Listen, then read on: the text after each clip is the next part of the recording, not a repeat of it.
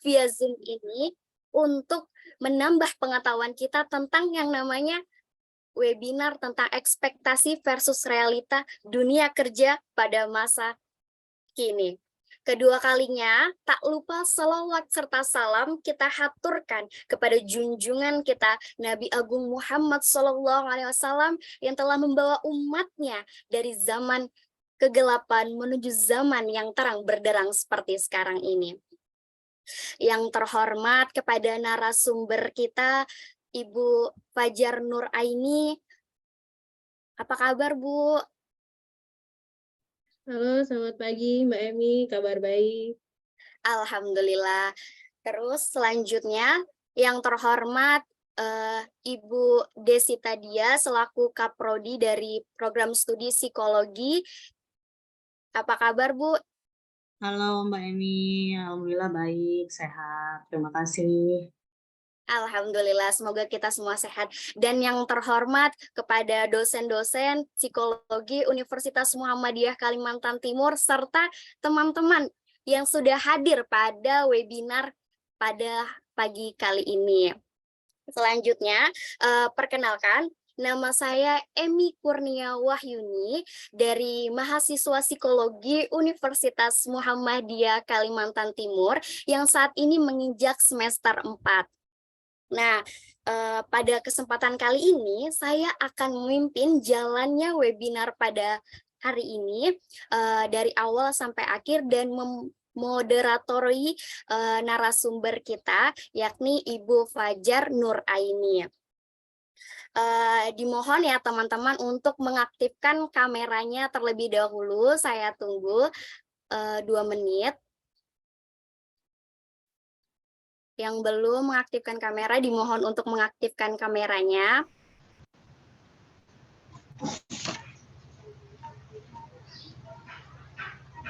Nah, for your information juga buat kita yang sudah hadir pada webinar ini, kalau kalian bisa aktif dalam webinar pada pagi hari ini, pihak Prodi akan memberikan suatu souvenir buat kalian yang aktif, ditandai yang aktif. Maka untuk kalian diharapkan untuk hadir dari awal sampai akhir dan menyimak serta menulis kalau sekiranya ada yang menurut kalian penting. Nah, selanjutnya untuk mengetes nih kesemangatan kita pada webinar kali ini, boleh nih teman-teman kasih reaction, angkat tangan dong, saya mau lihat nih siapa aja yang semangat pada pagi hari ini. Yuk, boleh kita reaction, angkat tangan dulu. Saya mau lihat nih siapa yang udah semangat. Oh, bagus. Ada Gina Astuti, ada Fadil David, ada Yeni, ada Hilda, ada Ibu Alfiza juga, dan Elin Fauzia, dan lain-lain. Oh, banyak nih ternyata yang sudah aktif. Nah, kita nih udah nggak sabar nih. Oke, teman-teman boleh turunkan angkat tangannya. Oke, baik. Terima kasih ya atas antusiasnya teman-teman. Selanjutnya, sebelum kita ke acara inti, kita mau mendengarkan lagu Indonesia Raya dulu nih. Dan Mars Muhammadiyah. Kepada Ibu Tiwi, waktu dan tempat untuk share screen dipersilahkan.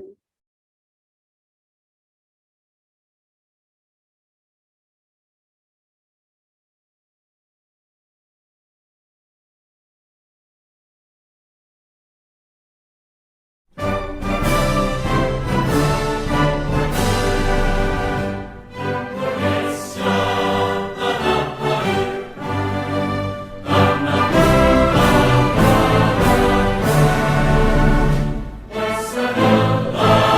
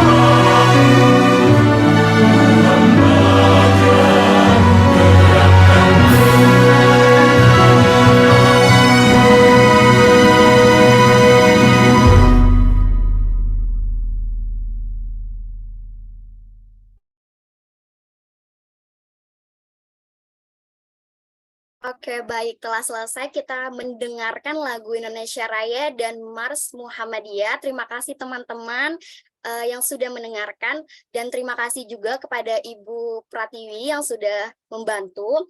Selanjutnya kita ke sambutan Kaprodi Psikologi kepada Ibu Desita Diah Damayanti, dipersilahkan. Oke, baik. Bismillahirrahmanirrahim. Assalamualaikum warahmatullahi wabarakatuh. Selamat pagi semuanya, teman-teman. Waalaikumsalam warahmatullahi wabarakatuh. Selamat pagi, Bu. Pagi. Terima kasih atas waktu yang diberikan, Mbak Eni. Hari ini alhamdulillah kita semua diberikan kesehatan oleh Allah Subhanahu wa taala untuk bisa bergabung dan juga mengikuti kegiatan hari ini yang tentunya harapannya kegiatan ini dilaksanakan oleh Fakultas Psikologi untuk memberikan tambahan pengetahuan dan juga mungkin informasi baik itu bagi mahasiswa terutama dan juga untuk dosen-dosen kita, mana tahu nantinya informasi ini bisa diterapkan juga di dalam kelas gitu sebagai output dari pembelajaran. Nah, sesuai dengan juga ilmu kita, yaitu ilmu terapan yang terus beradaptasi dengan perkembangan kehidupan yang ada saat ini, tentu saja salah satunya tujuan teman-teman untuk bergabung di perkuliahan kita gitu ya di psikologi UMKT itu tentu saja tujuannya nantinya adalah memiliki karir gitu ya, memiliki karir yang bagus, yang baik dan juga bisa membuat teman-teman mapan gitu ke depannya di masa yang akan datang. Nah, salah satu untuk usaha gitu ya, usaha dari Fakultas Psikologi untuk bisa mewujudkan tujuan itu, kita mengadakan webinar ini, mana tahu di pola pikir yang teman-teman miliki sekarang ini masih ada yang belum sesuai gitu dengan realita-realita yang ada di dunia kerja saat ini. Makanya hari ini spesial gitu ya dari Fakultas Psikologi juga mengundang pemateri yang itu beliau aktif sebagai praktisi gitu ya, praktisi di dunia psikologi industri dan organisasi dan beliau juga salah satu psikolog yang memiliki minat psikologi industri dan organisasi. Dari pengalaman-pengalaman beliau, pengetahuan-pengetahuan beliau yang nantinya kita harapkan bisa memberikan pengetahuan tambahan dan juga informasi untuk teman-teman yang ingin memiliki karir gitu ya, sesuai yang teman-teman inginkan setelah selesai dari Fakultas Psikologi UMKT ini sendiri. Ya, sekali lagi saya mewakili panitia yang bertugas hari ini. Mohon maaf apabila ada kekurangan maupun kesalahan dalam proses acara kita hari ini. Insya Allah semua teman-teman bisa memperoleh manfaat dan juga tetap bersemangat gitu ya. Walaupun hari ini adalah tanggal merah, tapi kami sengaja membuat kegiatan ini dilaksanakan hari ini maksudnya supaya teman-teman bisa fokus untuk mendengarkan dan juga memahami materi-materi yang disampaikan hari ini. Dan mungkin informasi tambahan sedikit, saya sudah melihat gitu ya sedikit persiapan materi yang dibuat oleh pemateri kita hari ini dan itu sangat bermanfaat, sangat informatif dan juga aplikatif tentu saja yang itu nanti bisa teman-teman lakukan sembari mempersiapkan karirnya setelah lulus sebagai sarjana psikologi. Mungkin itu saja yang mau saya sampaikan. Terima kasih sekali atas waktunya. Mohon maaf apabila ada kesalahan. Wabillahi taufik wa hidayah. Wassalamualaikum warahmatullahi wabarakatuh. Waalaikumsalam warahmatullahi wabarakatuh. Waalaikumsalam warahmatullahi wabarakatuh. Terima kasih kepada Ibu Desita yang sudah memberikan sambutan singkat dan bermanfaat, bahwasanya ini adalah kegiatan spesial untuk kita untuk memantapkan skill kita untuk ke depannya. Nah, jadi teman-teman, kita pergunakan waktu dan hari ini dengan sebaik-baiknya untuk mendengarkan nih, karena jarang banget kita bisa dapatkan pemateri luar biasa pada pagi hari ini. Oke. Selanjutnya kita ke acara sesi dokumentasi terlebih dahulu. Mungkin untuk Ibu Alfiza bisa dibantu untuk menyelenggarakan screen capture-nya, Bu. Oke, sebentar ya.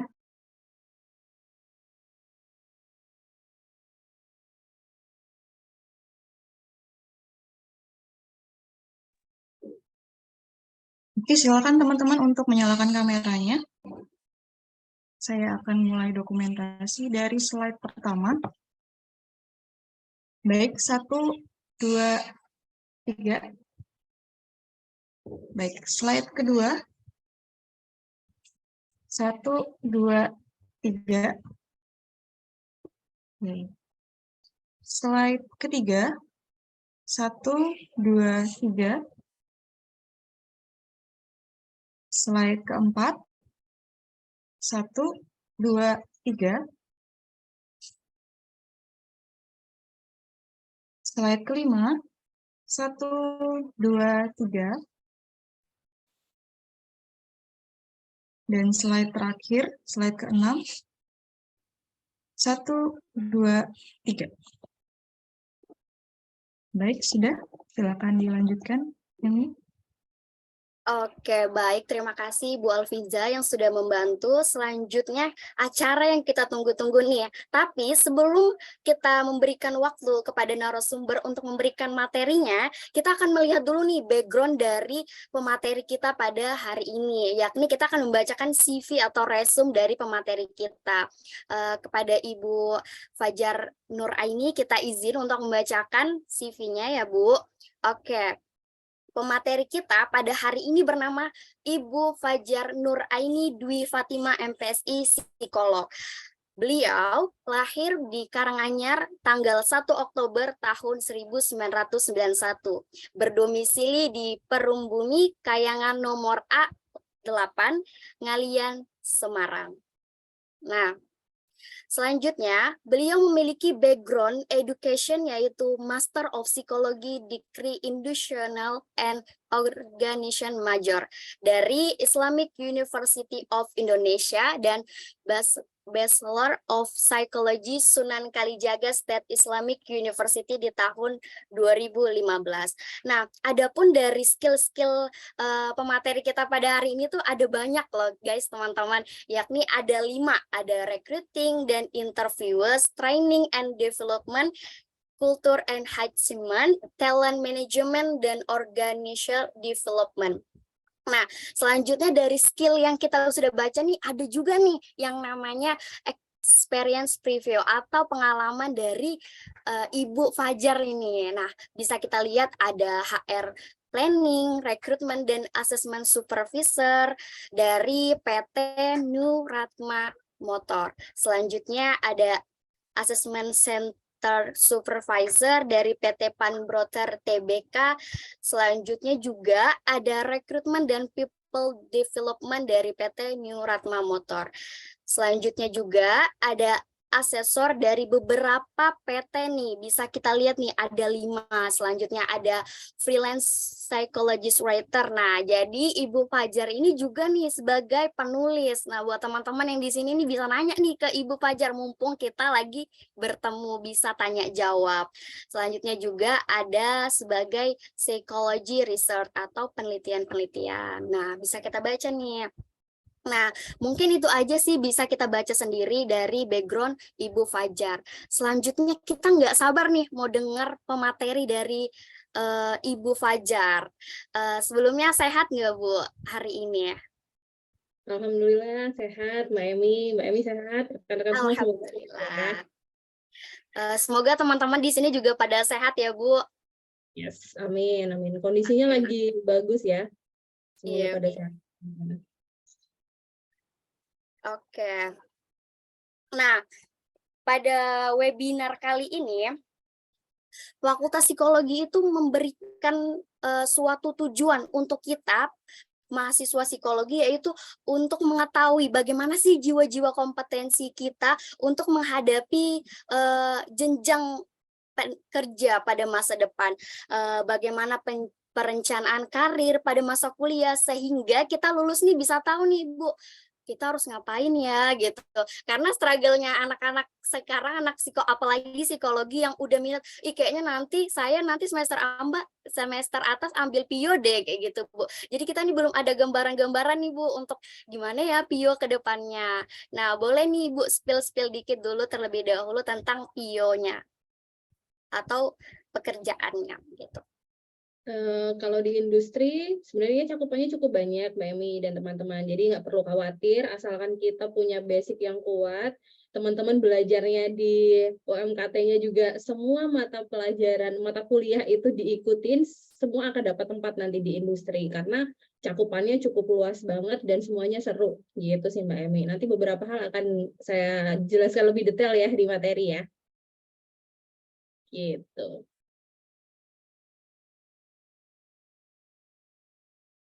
Oke, selanjutnya ada sedikit Bu pertanyaan yang sering muncul di anak-anak psikologi sekarang nih. Apakah saya harus menjadi lulusan yang generalisis atau spesialis gitu? Makanya kita mengadakan webinar ini ekspektasi versus realita dunia kerja pada masa kini. Nah, mungkin Ibu boleh berikan materinya terlebih dahulu. Oke, kita langsung mulai aja karena itu nanti langsung jadi bahan salah satu di materi sih. Kita mulai aja gitu Mbak Emi atau bagaimana? Oke, boleh Bu, langsung dimulai aja. Oke, wait, saya kayaknya belum dapat akses ya untuk share screen. Sebentar. Udah ya? Oke, udah bisa. Wait.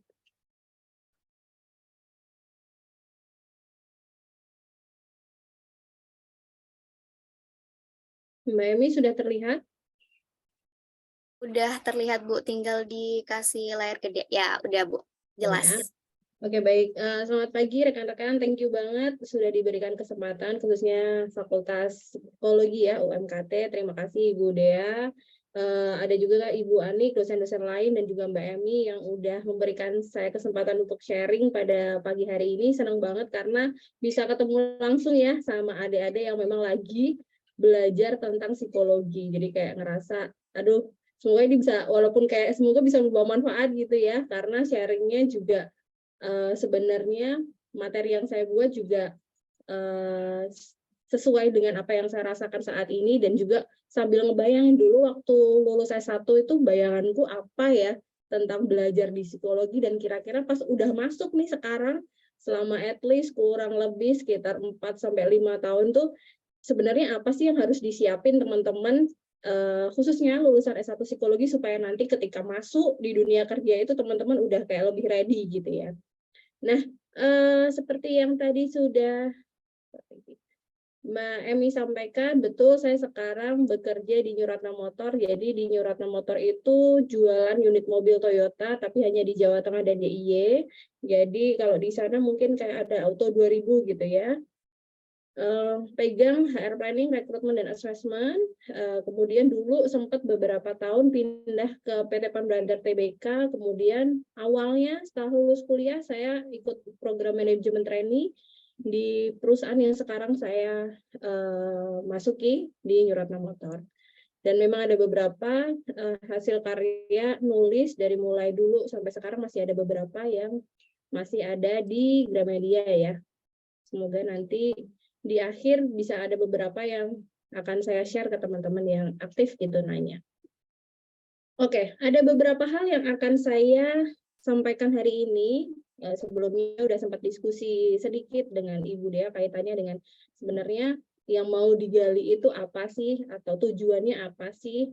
Nah, beberapa poin-poin sudah saya jadikan checklist untuk kita ngobrol atau sharing pada pagi hari ini. Kemarin saya sempat riset ke teman-teman yang ada di lingkup kerja dan sosial saya tentang ekspektasi HR, HC, atau HRM dulu sebutannya. Terus nanti kita akan mengenal sedikit tentang human capital. Terus tadi pertanyaannya Mbak Emi, lebih baik Pak jadi generalis apa spesialis ya? Nah, itu ada plus minusnya, nanti akan saya sharing, akan saya sampaikan juga. Terus yang terakhir, ini yang paling penting, kira-kira skill apa sih yang perlu teman-teman siapkan nanti ketika sudah lulus dan berkarir sebagai Human Capital Management, atau kita sebut HRD, atau kita sebut HRM. Begitu ya. Nah, sebelumnya, kemarin saya sempat share di Instagram saya, ada beberapa rekan gitu ya memberikan respon terkait ekspektasi atau persepsi mereka terhadap orang yang kerja sebagai HRD atau sebagai HCM atau sebagai HRM itu sebenarnya apa sih gitu. Nah, ada nggak ini teman-teman yang mau menyampaikan dulu? Kira-kira kalau nanti teman-teman setelah lulus nih kerja, kalau atau teman-teman ngelihat sekarang kakak tingkatnya atau orang atau saudaranya yang kerja sebagai HRD, kira-kira persepsi teman-teman terhadap mereka tuh apa? Ada yang 1-2 orang yang mau menyampaikan pendapat sebelum kita lanjut? Saya mulai supaya teman-teman bisa panas nih. Sesimpel saya tuh merasa kan kalau HRD tuh yang memilih nih orang yang pantas masuk di perusahaan ini siapa sih gitu. Kualifikasinya itu ditentukan oleh HRD. Sesimpel itu sih Bu, saya memandang HRD gitu. Oh Kan gitu. teman-teman lain ada yang mau menambahkan?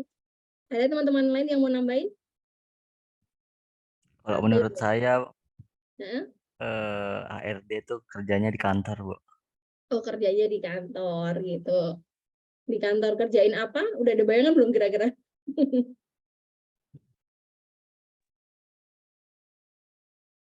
Udah ada. Yang lain? Selain Mas Solihul?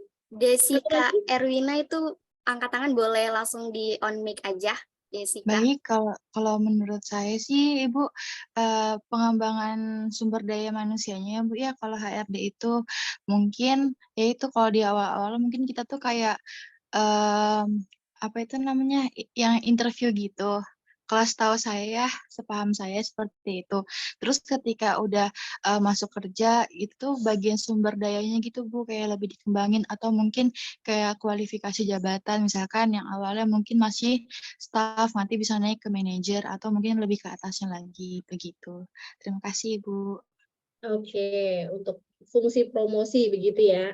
Nah, beberapa udah sesuai dengan hasil. Kita lanjut ya Mbak Emi ya. Yes, kita lanjut. Jadi beberapa tadi yang sudah rekan-rekan sampaikan, Mbak Desika, Mbak Emi, dan 1 orang tadi Mas, siapa ya? Aduh, nggak note lagi ya. Tadi sudah sampaikan dan itu hampir mirip dengan hasil riset yang kemarin udah saya share ke teman-teman pribadi saya, dan kebetulan juga ada banyak anak calon sarjana yang lagi magang di tempat saya dari psikologi pun juga ikut ikut ngisi gitu ya. Yang tadi Mbak Emi sampaikan, kalau dia kan orang yang masukin orang ya, jadi dia gampang dong masukin orang gitu ya. Dia kan orang HRD itu dia yang bikin kualifikasi gitu ya. Bisa jadi nanti kualifikasinya dipas-pasin sama orang yang mau dimasukin. Itu yang pertama gitu. Gampang dong dia harusnya masukin orang. Aduh, ternyata walaupun kita punya tugas untuk istilahnya kayak seleksi administrasi, tapi tidak semudah itu ya Ferguso ya. Jadi kita punya aturan-aturan, kita punya standar, kita punya SOP yang harus kita istilahnya harus kita penuhi supaya kita nanti nggak nyalain itu gitu. Jadi nggak bisa semerta-merta orang HRD, HCM atau HRM itu masukin orang. Itu tadi yang dari Mbak Emi sempat sampaikan gitu ya. Yang kedua, pengembangan organisasi. Kalau pengembangan organisasi itu kaitannya dengan promosi ya, karena dia nanti ngedevelop orang, terus setelah itu bisa naikin jenjang karir yang lebih tinggi. Nah, kalau orang dari HRD, harusnya dia bisa dong promosi diri sendiri, kan dia yang tugasnya promosiin orang lain gitu ya. Harusnya dia bisa dong promosiin dirinya sendiri, nggak perlu ribet-ribet kayak ngikutin alur A, B, C, D gitu ya. Tapi ternyata nggak kayak gitu ya rekan-rekan, karena ada balik lagi kita punya SOP yang harus kita ikutin. Nah, tadi yang terkait bekerja di kantor ada juga sebenarnya psikologi, psikolog atau HRD atau HCM yang memang nggak kerja di kantor. Jadi memang kebanyakan itu kerjanya di kantor, tapi tidak menutup kemungkinan kayak tadi misalnya di Kalimantan banyak sawit, tambang begitu ya. Dia kerjanya kan nggak melulu di kantor, jadi tidak menutup kemungkinan tadi. Nah, ini ada banyak yang masuk ke saya. Yang pertama terkait membaca pikiran orang, itu karena kita orang psikologi, biasanya itu bisa melihat dikiranya bisa membaca pikiran orang ya, padahal kan kita sebenarnya menganalisis atau melihat behavior, perilaku gitu ya. Jadi orang mikirnya gitu kita bisa membaca pikiran orang gitu. Bahkan ada yang lebih ekstrim kemarin cerita nggak mau ketemu sama orang HRD soalnya dia bisa membaca pikiranku apa gitu. Wow, luar biasa sekali kan. Nah, ada juga yang bilang kalau HRD atau HCM itu punya kekuasaan karena dia kayak yang punya kebijakan gitu, yang bikin aturan gitu ya. Jadi dia punya kekuasaan. Nah, sebenarnya ini salah satu fungsi HCM, nanti akan saya jelaskan di slide berikutnya fungsi-fungsi HCM itu apa aja, sehingga orang kok punya persepsi sih kalau orang HRD HCM itu punya kekuasaan. Padahal sebenarnya kita hanya melakukan tugas kita sesuai dengan fitrahnya aja gitu ya. Terus tadi bisa promosi sendiri udah saya jelaskan, gampang masukin orang, khususnya ini orang rekrutmen bisa banget tuh selalu dikatain, oh lu bisa masukin teman lo sendiri nih seharusnya, padahal nggak gitu juga. Gajinya paling gede karena kita yang hitung gaji, tapi nggak gitu juga. Tukang PHP biasanya ini yang sering diserang anak-anak rekrutmen, karena mereka biasanya selalu menyampaikan ditunggu ya 2 minggu lagi gitu ya. Nah ini biasanya sering banget disebut sebagai tukang PHP, padahal kita sebenarnya ada alasan kenapa kita menyampaikan itu, nanti akan saya jelaskan. Dan others ini ya banyak banget ya yang nggak bisa saya sebutkan, jadi saya masukkan di sini others.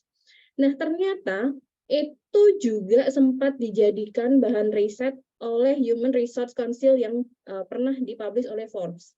Jadi Forbes itu punya kayak satu asosiasi, di situ isinya orang human resource semua, dia di situ jelasin tentang isu-isu salah terkait peran human capital di perusahaan. Jadi mereka udah punya riset sendiri, dan hasil risetnya hampir mirip dengan yang tadi sudah mini riset saya lakukan ke teman-teman saya sendiri.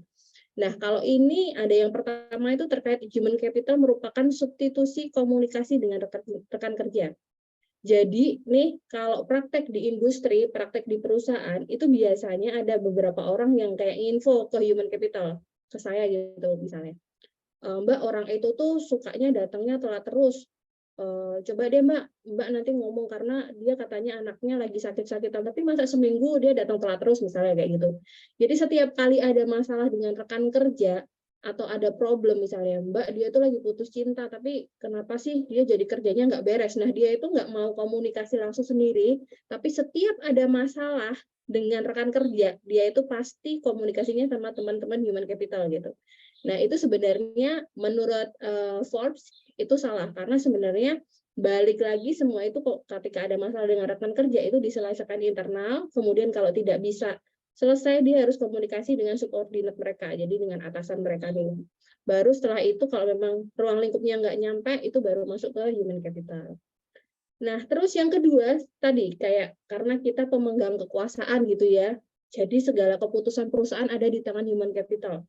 Padahal sebenarnya human capital itu fungsinya sebenarnya hanya membuat kebijakan yang memang itu sebenarnya sudah jadi direction oleh BOD misalnya.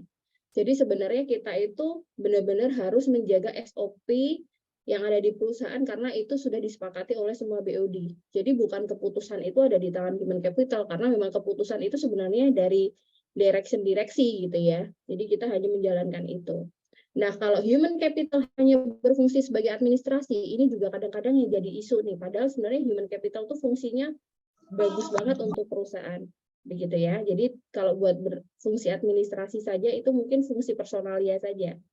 Kemudian human capital bertugas menghukum karyawan karena kita nanti ada salah satu fungsinya untuk memberikan reward punishment, tapi itu sebenarnya persepsi salah juga karena kita nggak cuma menghukum karyawan, kita juga punya tugas memberikan reward juga ke karyawan. Terus human capital selalu berada di pihak perusahaan, ini juga kadang selalu aja yang jadi isu gitu ya. Saya sendiri ketika praktek di perusahaan selalu bilang, lu deh ini terlalu ke kanan nih misalnya gitu. Ke kanan itu sebutan untuk terlalu memihak perusahaan. Padahal human capital, peran HR itu sebenarnya harusnya benar-benar ada di tengah. Jadi dia dengerin karyawan juga, tapi dia juga harus tahu banget sebenarnya perusahaan itu maunya di mana dan batasannya di mana. Jadi serba salah kalau untuk human capital. Kadang ada sebutannya HR versus everybody. Nah, itu benar banget. Nanti mungkin kita bisa sedikit sharing ya. Kemudian human capital penghalang jalannya bisnis. Ini apalagi khususnya untuk teman-teman di rekrutmen gitu-gitu ya, yang pegang manpower planning misalnya. Harusnya nih aku jualan nih untuk jualan 1000 unit, harusnya aku dikasih 50 sales dong misalnya gitu. Tapi karena human capital fungsinya juga menjaga productivity, nggak bisa dikasih 50 sales. Kamu harusnya dapatnya cuma 25 sales. Nah, biasanya human capital ini disebut sebagai penghalang jalannya bisnis. Padahal fungsi human capital ini sebenarnya banyak banget, salah satunya juga menjaga productivity. Nah, ini hasil dari riset Forbes yang sudah terpublish ya beberapa waktu lalu.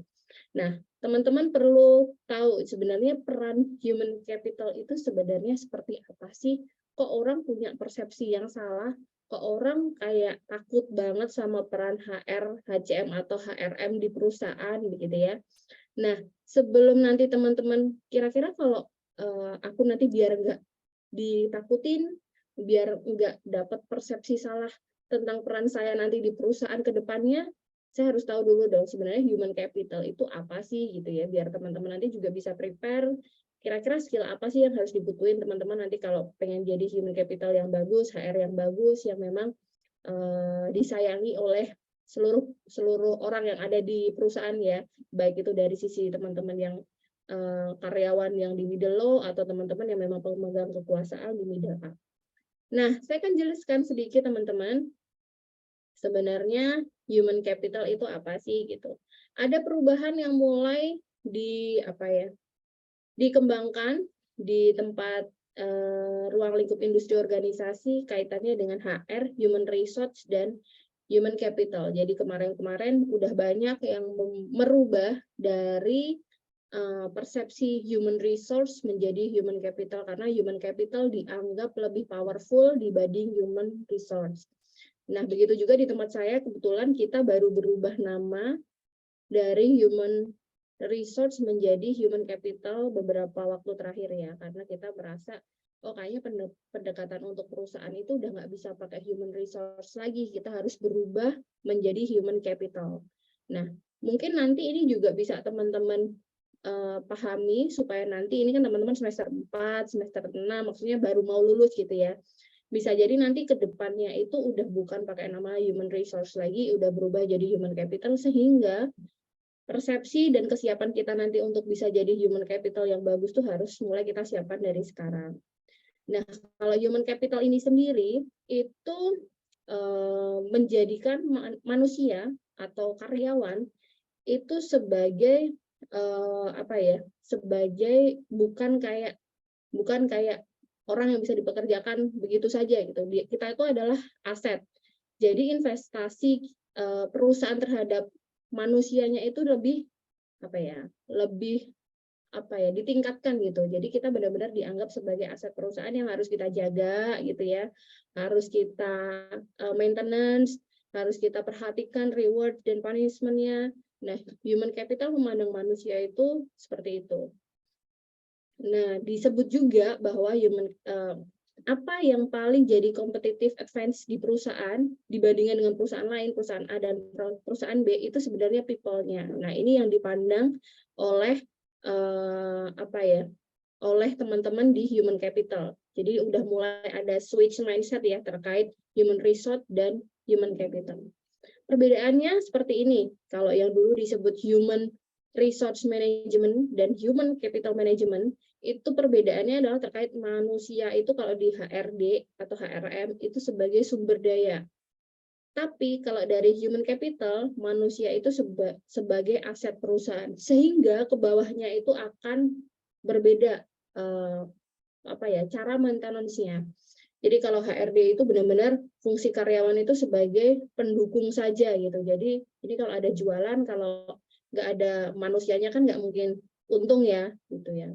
Jadi harus ada orangnya gitu. Tapi kalau di fungsi HCM itu sebenarnya sebagai kunci. Jadi karyawan itu punya peran penting, fungsi penting untuk organisasi. Jadi secara value-nya itu benar-benar beda banget.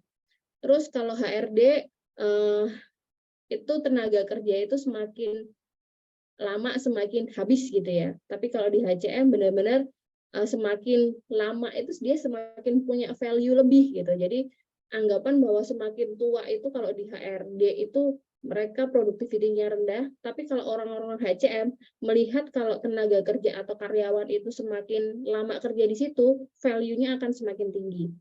Nah, kemudian kayak perusahaan terus mengoptimalkan kinerja karyawan, tapi kalau di HCM menambah value karyawan. Jadi value itu banyak banget ya, bisa jadi dari job value-nya, bisa jadi hal yang lain, itu benar-benar diperhatikan oleh teman-teman HCM. Nah, kalau HRM ini yang biasanya jadi gontok-gontokan di industri ya, kayak di tempat kita gitu, di tempat saya gitu, pasti ngomongin soal anggaran itu ngomongin soal biaya. Jadi benar-benar ini kan saya harus ngeluarin biaya segini gitu ya untuk training misalnya. Tapi nggak bisa, orang HCM itu dia harus memikirkan bahwa anggaran karyawan itu investasi. Jadi ketika kita punya mindset investasi, berarti akan ada sesuatu yang dipetik 1 tahun, 2 tahun ke depan atas anggaran yang udah dikeluarkan untuk karyawan. Misalnya training tadi. Kemudian yang terakhir, kalau di HRD, HRM itu dia sebutnya sebagai sumber daya, jadi karyawan itu bisa diukur kinerjanya. Tapi kalau HCM udah ngomongin soal karyawan itu bisa dikembangin nilainya atau value-nya. Jadi benar-benar mindset-nya beda banget. Pun jadi nanti teman-teman ketika udah mau selesai kuliahnya, ketika memang masuk perusahaan yang open recruitment untuk HR dan HC, itu teman-teman harus udah bisa nge-switch bahwa sudut pandangnya berbeda. Tapi sih kalau menurut beberapa diskusi dengan para yang memang kerja di industri, itu mereka udah mulai switch mindset sih pelan-pelan untuk ke HCM dibandingkan dengan HR. Ini salah satu isu yang sudah mulai beredar dari beberapa waktu lalu. Ini goal-nya hire to be competitive, kalau yang untuk HCM, to be competent, to be contribute. Tapi kalau HRM fungsinya nanti hire to retire. Jadi benar-benar ya udah nanti kalau udah waktunya habis ya di retire gitu ya. Ini ada banyak banget challenge ke depannya, nanti akan saya share ke panitia juga, jadi teman-teman bisa baca. Ini yang ke depannya teman-teman harus siapkan ketika menjadi human capital yang baik. Jadi human capital yang baik itu mulai dari step 1 itu orang rekrutmen ya, dia ngomongin soal talent acquisition. Di sini ngomongin juga soal gimana sih nge-hire orang. Sekarang udah nggak bikin pamflet lagi ya, sekarang udah mulai bikin employee branding. Jadi orang-orang yang kerja di situ apa sih yang bikin mereka happy, terus nanti mereka akan nge-share aktivitas a day in my life, terus dari situ nanti teman-teman bisa lihat, oh ternyata kerja di perusahaan A seru juga ya, begitu ya. Kerja di perusahaan B seru juga ya. Nah, itu yang benar-benar nanti ke depannya teman-teman harus siapkan ketika nanti lulus dari sini, oh ternyata rekrut itu nggak cuma bikin pamflet, nyebarin di job street gitu ya, terus nunggu mereka apply, oh nggak bisa. Karena kita benar-benar harus punya semangat untuk lebih agile ya, jadi lebih semangat untuk nggak cuma nunggu bola gitu. Jadi kita harus punya semangat untuk mereka gimana caranya biar tertarik sama kita. Kalau kemarin diskusi sama manajer saya, benar-benar orang talent acquisition itu harus benar-benar kayak orang jualan. Jadi orang jualan, kan saya bekerja di perusahaan mobil ya, otomotif mobil ya. Jadi orang sales jualan mobil, tapi kalau saya sebagai talent acquisition jualan perusahaan. Gimana supaya pelamar atau mahasiswa itu tertarik masuk ke perusahaan saya. Saya harus jualan apanya sih? Oh, dari career path-nya saya harus jualan. Dari program MT, 1 tahun bisa langsung naik supervisory level loh. Nanti 5 tahun bisa langsung masuk ke level manajerial, misalnya seperti itu. Terus saya harus jualan dari sisi apanya? Oh, dari sisi kompensasi and benefit misalnya. Dari sisi kompensasi and benefit, nggak semua perusahaan itu ngasih misalnya bonus akhir tahun. Tapi perusahaanku ngasih bonus akhir tahun loh yang jumlahnya cukup menarik misalnya. Itu bisa dijadikan juga untuk bahan untuk jualan. Kemudian apalagi nih yang menarik? Nah, dari situ kita bungkus, kita jadikan kira-kira ini bisa jadi bekal yang kita bisa suguhkan ke calon pelamar. Jadi kita benar-benar bisa meng-hire orang-orang yang memang udah tahu perusahaan kita gimana dan orang-orang terbaik, karena mereka pasti akan melihat oh ini menarik nih, jadi mereka akan apply dan lain sebagainya. Nah, memungkinkan untuk seperti itu. Banyak juga strateginya untuk jadi talent acquisition yang baik ke depannya, itu kayak talent war, gig worker, diversity, employee experience, itu banyak banget nanti ini detailingnya. Kalau teman-teman nanti masuk ke ranah talent management juga banyak banget yang harus bisa dikerjakan. Apalagi ini udah ada clue-cluenya ya untuk ngerespon future work itu sebagai human capital yang baik itu apa. Mulai dari identifikasi talent dulu. Jadi nanti teman-teman mengidentifikasi kira-kira nih ada banyak banget karyawan, teman-teman harus bisa mengidentifikasi mana-mana yang menjadi talent khususnya untuk promosi. Tadi disebut kira-kira kalau pengembangan SDM tadi disebut ya, pengembangan SDM itu kira-kira orang HRD itu atau orang HCM itu seperti apa sih? Nah, dia harus yang pertama punya kemampuan untuk talent identification dulu. Jadi mereka bisa jadi identifikasi by system. Jadi kayak misalnya di tempat saya ya, itu ada performance evaluation setiap akhir tahun. Jadi orang itu performnya di tahun kemarin itu nilainya A, B, C, D, atau E ya gitu ya. Nah, itu kita bisa melihat aku mau meromot orang yang nilainya A 3 tahun terakhir. Nah, itu sebenarnya udah bisa kalau kita punya sistem yang bagus, kita bisa mengidentifikasi by system saja.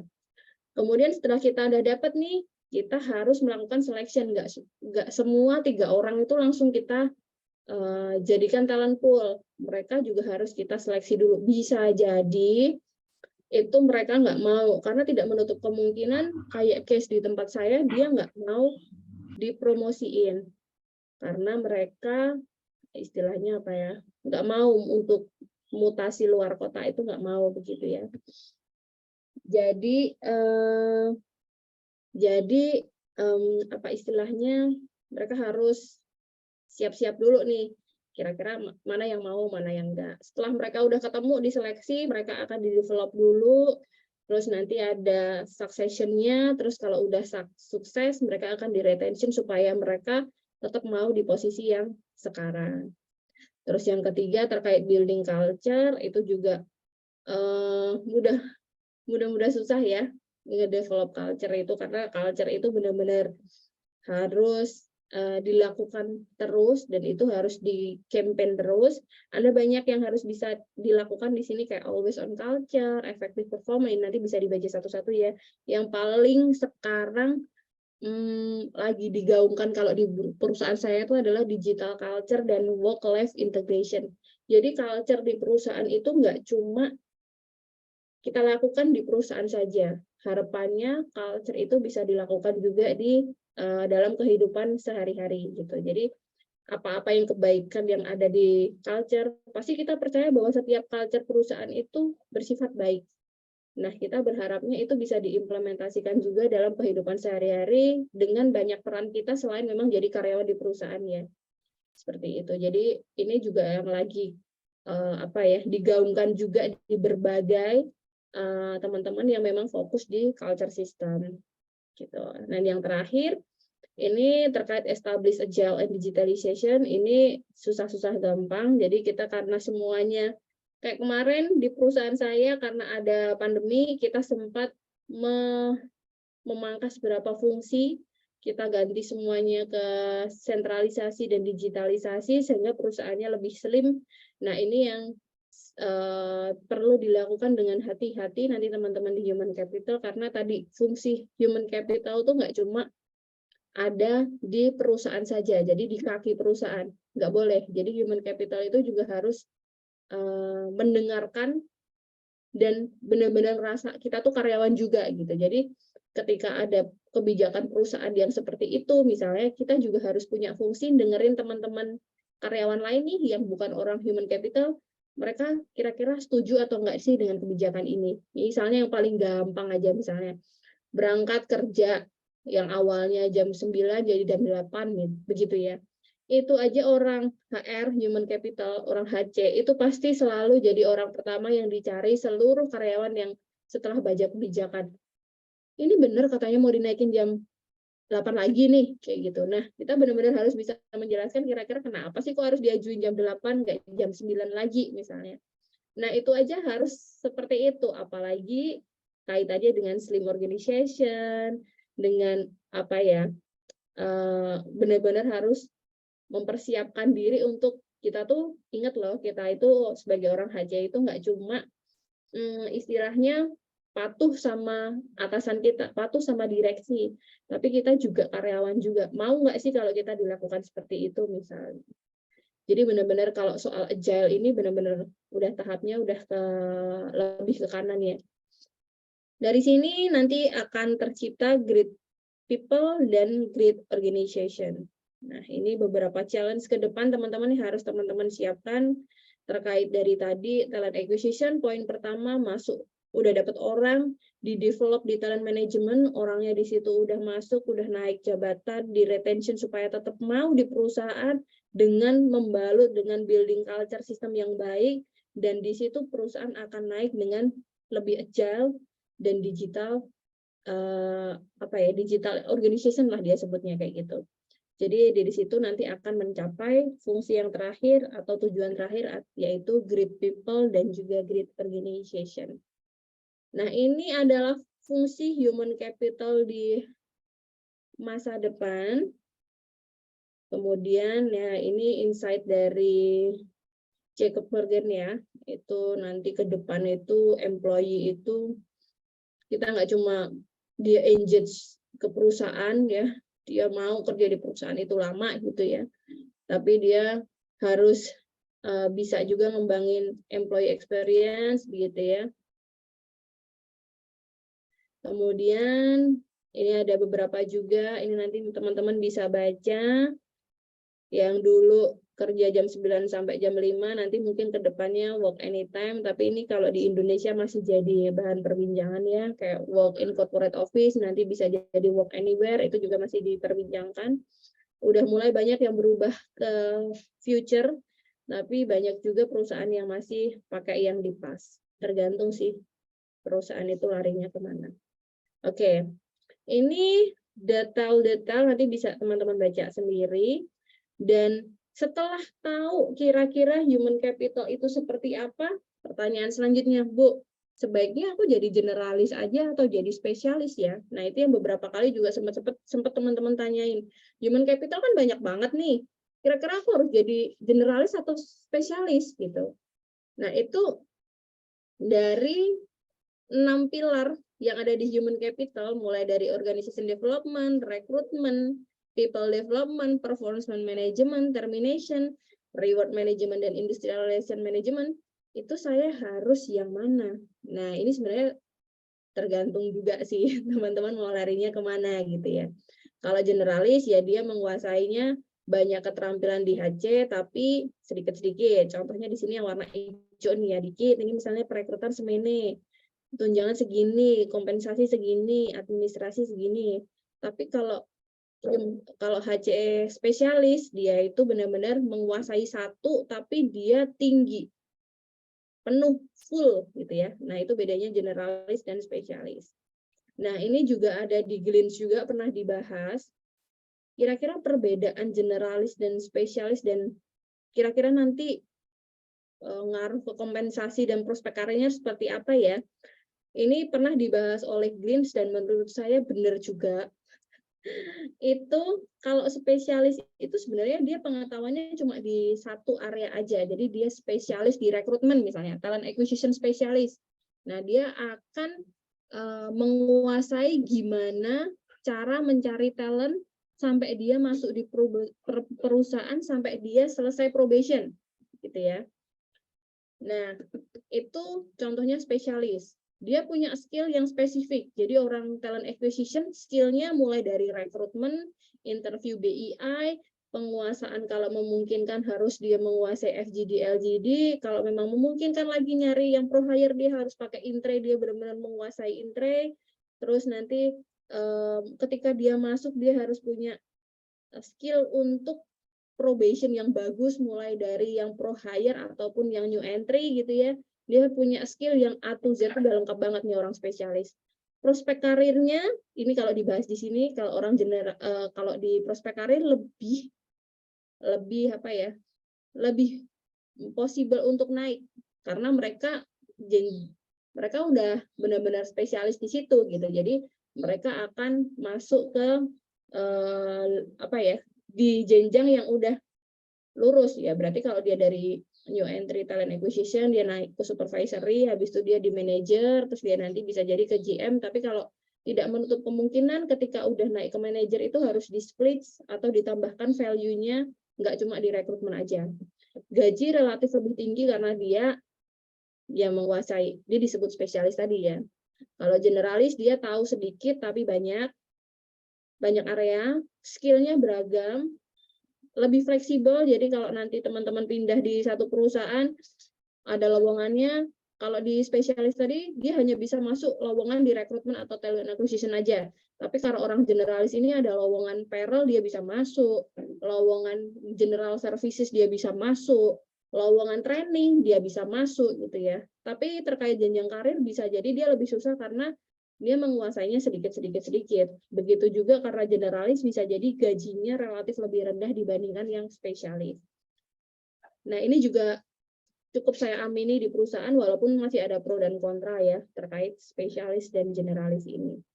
Nah, kemudian skill-skill apa nih? Ini materi terakhir nih, teman-teman, karena waktunya sepertinya sudah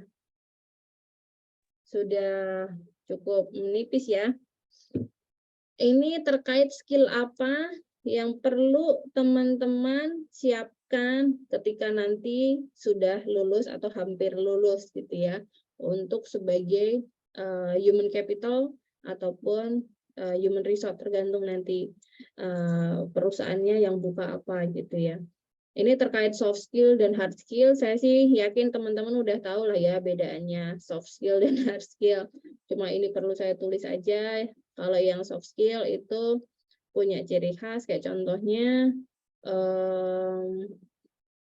di sini contohnya apa nih? Kita bisa mengatakan bahwa si A pintar desain grafis karena berhasil mendapat nilai 97 gitu ya di mata kuliahnya. Tapi kita nggak bisa mengungkapkan bahwa si B ini mendapatkan 90 untuk leadership skill-nya. Nah, itu sebenarnya masih pro kontra juga, kadang leadership itu sebenarnya nggak bisa dinilai ya. Cuma kan kalau kita kayak ngikut assessment center, kita melakukan proses rekrutmen, potensial review, ataupun promosi, itu kan kita bisa membuat skala terhadap leadership skill seseorang 1-5 dengan menunjukkan perilaku-perilaku tertentu. Nah, itu adalah soft skill sebenarnya. Yang kita upayakan, kita nilaikan atau kita angkakan gitu ya. Sedangkan hard skill ini benar-benar enak karena bisa dinilai dan kemampuan itu bisa dinilai lebih objektif.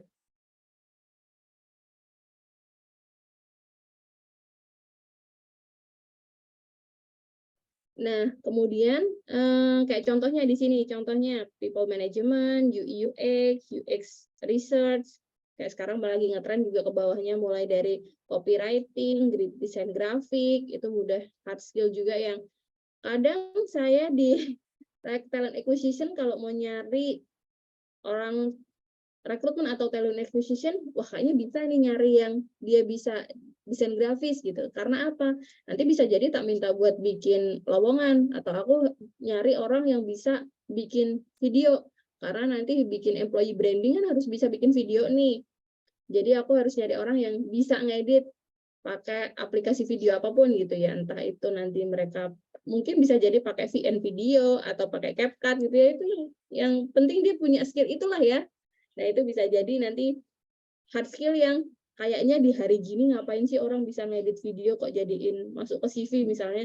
Tapi beberapa kali kita butuh orang yang kayak gitu. Bahkan di perusahaan saya yang masih belum agile banget gitu ya, kayak startup yang di Jakarta, cuma kita ternyata udah butuh itu gitu. Jadi hard skill yang menurut kita kayaknya malu kalau mau dimasukin di CV, bisa jadi itu yang dibutuhin gitu ya.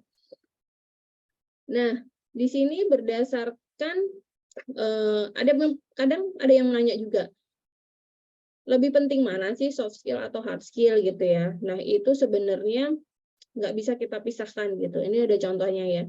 Soft skill itu bermanfaat untuk menunjang hard skill kita. Jadi meskipun kita itu, contohnya di sini ya, meskipun kita tuh mahir coding, tapi kita nggak punya critical thinking atau problem solving yang bagus, itu ketika kita ada masalah di coding, kita tuh nggak bisa nge-breakdown sebenarnya masalahnya tuh apa sih, begitu ya. Contohnya di dunia HR misalnya, kita menguasai proses rekrutmen yang baik, jadi kita bisa tahu banget nih A to Z proses ngerekrut. Tapi kita tuh ketika proses rekrut itu selesai, successful rate-nya itu rendah. Misalnya kita udah milih nih kampus yang bagus, misalnya di tempat teman-teman, misalnya di UMKT misalnya, kita ngadain job fair di situ gitu ya, anaknya udah bagus-bagus nih, tapi kok yang masuk di perusahaan sedikit sih misalnya gitu. Nah, orang talent acquisition walaupun udah punya hard skill yang bagus nih, dia bisa ngerekrut dari A to Z, tapi ketika ada masalah tuh dia kok yang successful rate-nya pendek, dia nggak bisa membreakdown masalahnya apa, karena dia nggak punya critical thinking dan problem solving, itu tadi sih sebenarnya nggak well juga gitu. Jadi sebenarnya hard skill dan soft skill itu sama-sama bermanfaat untuk aktivitas sehari-hari, dan dua-duanya harus kita optimalkan di dua sisi, entah itu dari sisi hard skill dan juga soft skill. Jadi jangan sampai teman-teman nanti ketika memang masuk di perusahaan itu hanya ngembangin soft skill doang, tapi hard skill-nya nggak dikembangin. Begitu juga sebaliknya, ngembangin hard skill doang, tapi soft skill-nya nggak dikembangin. Belajar tentang gimana cara bikin kurikulum ketika jadi trainer gitu ya. Belajar terus, perbanyak ilmu, melihat video, baca buku. Tapi ternyata soft skill dia nggak dikembangkan. Jadi kayak misalnya dia nggak bisa kolaborasi dengan orang lain. Jadi ternyata dia kuncinya selain memang dia punya banyak banget wawasan terkait kemampuan dia untuk bikin kurikulum, kurikulum untuk bikin metode training yang tepat, ternyata dia harusnya juga kolaborasi dengan departemen lain supaya dapat isu-isu sehingga model training atau modul training yang dibuat itu benar-benar sesuai atau tepat sasaran. Nah, itu jadi sebenarnya dua sisi yang harus dikembangin teman-teman ketika masuk di perusahaan. Karena perusahaan sekarang itu benar-benar unpredictable, teman-teman. Jadi, teman-teman ketika nanti masuk di perusahaan, walaupun nih bisa jadi ya, juga sering terjadi, nggak apa-apa lah, di situ ada kakak tingkatku kok, misalnya kayak gitu.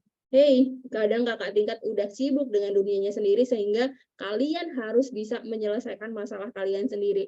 Gitu. Apalagi perusahaan-perusahaan sekarang di Kalimantan Timur udah banyak ya, kayak perusahaan, kayaknya udah banyak dari dulu ya, kayak tambang, sawit gitu kan, banyak banget di sana gitu. Jangan sampai teman-teman sebagai putra daerah nih kurang well prepare sehingga marketnya dimakan sama teman-teman yang bukan dari sana gitu. Cuma teman-teman harus belajar juga bahwa di sana pun teman-teman juga tetap harus walaupun putra daerah nih, ketika nanti masuk ke situ, teman-teman juga harus siapin supaya lebih prepare, sehingga kalau nanti pun di sana ada yang orang dikenal nih, tapi mereka udah sibuk dengan dunianya sendiri, teman-teman tetap bisa memecahkan masalah setiap kali nanti ditemuin masalah A sampai Z yang ini kayaknya harus aku selesaikan sendiri deh, walaupun di situ ada om aku, misalnya di situ ada tante aku atau ada kakak tingkatku, aku harus bisa nyelesain masalah sendiri, karena mereka bisa jadi menemukan masalah yang lebih besar dari masalah teman-teman yang kayaknya teman-teman bisa deh nyelesain sendiri, gitu ya. Nah, lanjut, ini yang terakhir. Hard skill dan soft skill yang dibutuhkan oleh seorang human capital management, ini juga ngambil dari Glints juga yang memang menurut saya cukup bisa kita terapkan. Itu kaitannya dengan yang pertama dari hard skill-nya ada 5, itu terkait gimana cara atau strategi dan teknis dari sisi administrasi, karena human capital itu tidak menutup kemungkinan untuk istilahnya nggak pakai administrasi, nggak bisa. Jadi walaupun human capital itu secara fungsi dia strategis, tapi dia tetap punya peran administrasi yang menurut saya itu harus teman-teman simplify, kalau nggak akan mengganggu aktivitas sehari-hari. Kayak misalnya contohnya membaca CV. Kan sekarang udah jarang ya teman-teman tuh terima kalau daftar di sebuah perusahaan atau daftar organisasi atau apa itu masih masukin CV gitu ya. Nah, teman-teman bisa jadi punya hard skill yang kuat supaya gimana biar aku nggak kerja 2 kali, masukin nama, masukin nomor, masukin email satu-satu. Nah, itu masih sebenarnya fungsi-fungsi administrasi yang benar-benar harus bisa dipahami, dicarikan strategi yang lebih mudah, dan secara teknis dia tetap berfungsi sebagai administrasi yang memang sesuai dengan kebutuhan teman-teman. Oh, ternyata bisa pakai Google Form yang paling gampang. Atau teman-teman kalau udah punya kemampuan yang lebih tinggi, bikin kayak semacam sistem untuk yang punya login sistem, bikin submission sendiri, terus nanti kita bisa tarik dalam bentuk Excel sendiri. Nah, itu lebih good lagi. Atau kerjasama sama teman-teman IT supaya nanti bisa punya fungsi administrasi yang tetap sesuai, tapi lebih cepat lead time-nya. Jadi itu sih yang teman-teman harus punya strategi dan kemampuan teknis yang kuat dari sisi administrasi. Nah, yang kedua adalah pengetahuan terkait human resource management atau human capital management. Itu juga harus teman-teman pahami. Kalau dia masih pakai human resource mahzabnya gitu ya, masih pakai human resource, ya teman-teman harus menyesuaikan. Oh, human resource itu berarti bukan human capital. Nah, harus menguasai human resource management itu seperti apa, karena kalau human capital management itu sesuatu hal yang berbeda. Jadi dipahami dulu fungsi-fungsi yang ada di perusahaan itu seperti apa, tinggal teman-teman nanti sesuaikan. Kemudian kalau basic banget, teman-teman setelah lulus tuh harus punya kemampuan untuk talent acquisition atau rekrutmen ya, yang memang sesuai dengan perkembangan zaman. Jadi kalau sekarang kayak tadi banyak employee branding, nah itu berarti diikutin. Oh, sekarang lagi banyak tentang bikin a day in my life di perusahaan dari sisi sales. Oh, berarti itu untuk nge-hire teman-teman sales. Kalau dia bikin a day in my life versi teknisi, misalnya contoh di tempat saya, oh berarti karena aku butuh teknisi, bikin a day in my life teman-teman teknisi yang bagus, dan itu bisa menjual nih, kerja jadi teknisi enak kok. Nah, itu juga salah satu yang bisa dilakukan. Kemampuan organizing itu juga salah satu yang harus dilakukan. Terus konflik manajemen ini yang katanya, masa sih harus punya, emang di perusahaan pasti ada konflik gitu ya, kenapa kita harus punya konflik manajemen yang bagus? Itu juga sebenarnya bisa dijawab dengan kepastian ya. Karena ketika kita masuk di perusahaan itu pasti akan ada konflik. Jadi gimana kita cara menyiapkan diri supaya ketika ada konflik tuh kita nggak yang kayak aku harus gimana nih, karena ketika di ruang lingkup industri dan di ruang lingkup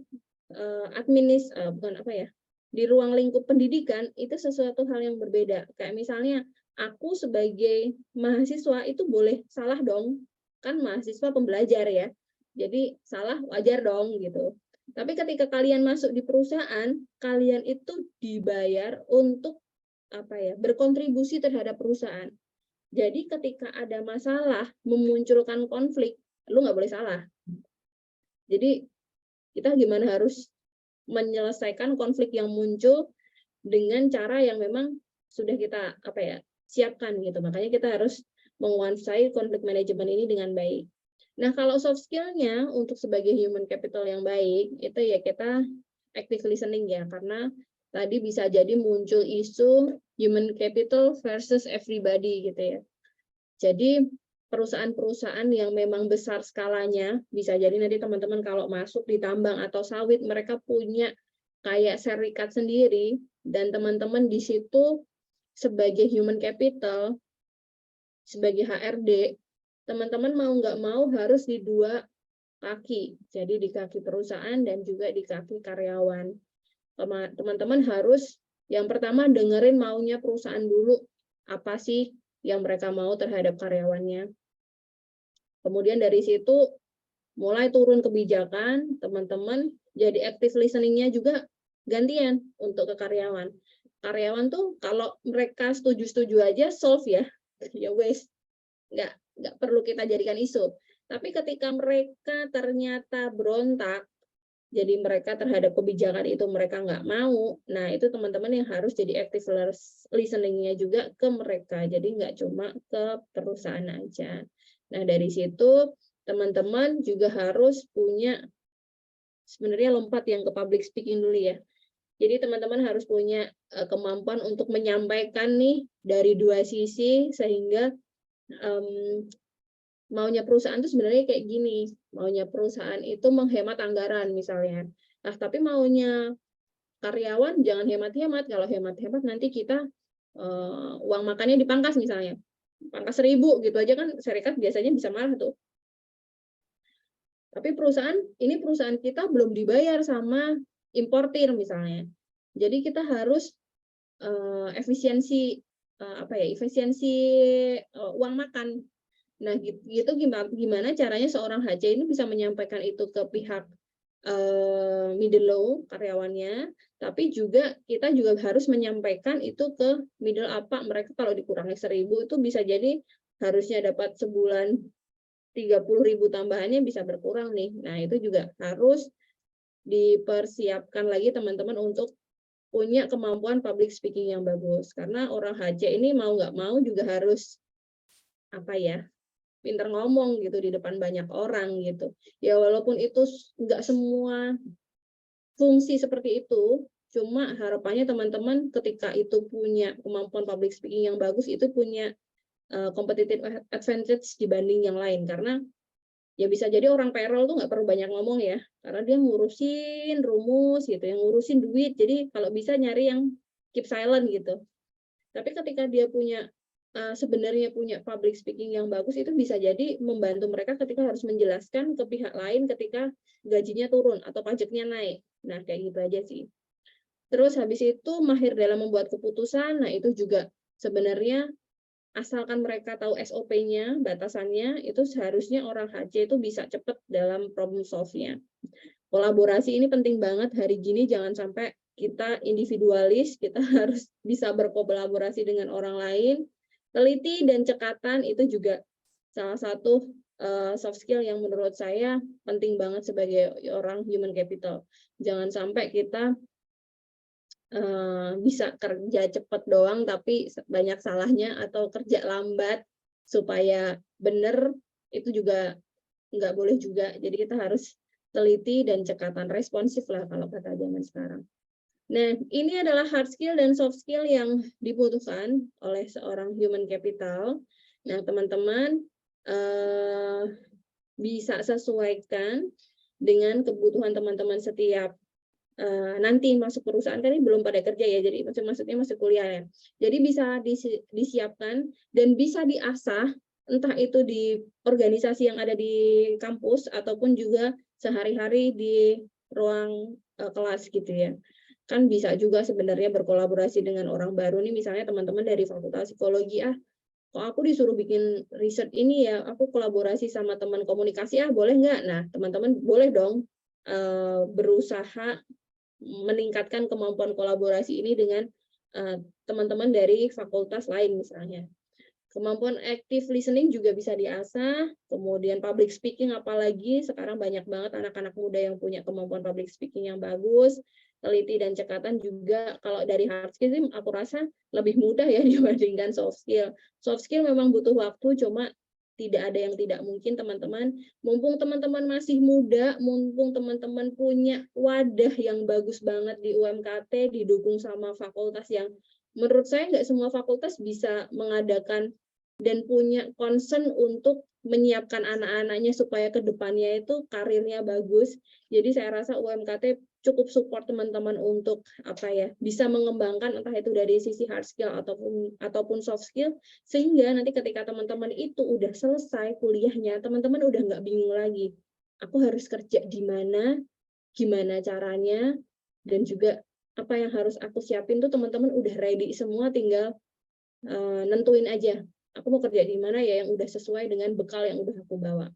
Begitu aja teman-teman untuk materinya, semoga membawa manfaat ya teman-teman ngobrol siangnya hari ini. Ini nanti kita masih ada Q&A. Kalau nanti ada teman-teman yang masih belum sempat nanya tapi waktunya udah habis, boleh menghubungi saya melalui email boleh, ataupun visit di Instagram juga boleh. Thank you teman-teman atas waktunya. Monggo Mbak Emi. Oke, baik. Terima kasih sekali ya, Bu, atas informasi yang sangat informatif. Dan saya tuh sadar bahwa saya masih semester 4 dan teman-teman yang di sini juga termasuk beruntung untuk bisa dapat materi ini. Karena kita mendapatkan insight-insight yang banyak nih, Bu, tentang bagaimana sih kita dapatin soft skill, tentang hard skill, yang pada dasarnya tuh kita kayak kuliah tuh cuma sekedar kuliah. Kita nggak dapat materi yang kayak gini, Bu. Oke. Berarti kita termasuk orang yang beruntung hari ini. Oke, baik, kita langsung saja ke sesi tanya jawab. Nah, buat teman-teman nih, tadi saya sudah bilang di awal bahwa teman-teman yang aktif untuk bertanya akan diberikan souvenir dari prodi. Nah, untuk teman-teman kita menampung 3 pertanyaan terlebih dahulu. Sebelumnya Bu, ini pertanyaannya mau dijawab langsung atau kita tampung 3 pertanyaan dahulu? Mending dijawab langsung ya, soalnya kadang saya lupa Oke, oke. kalau udah berusia ya. Oke, baik. Ini ada sudah yang ingin bertanya dari Lukman Ansari. Boleh langsung on mic aja.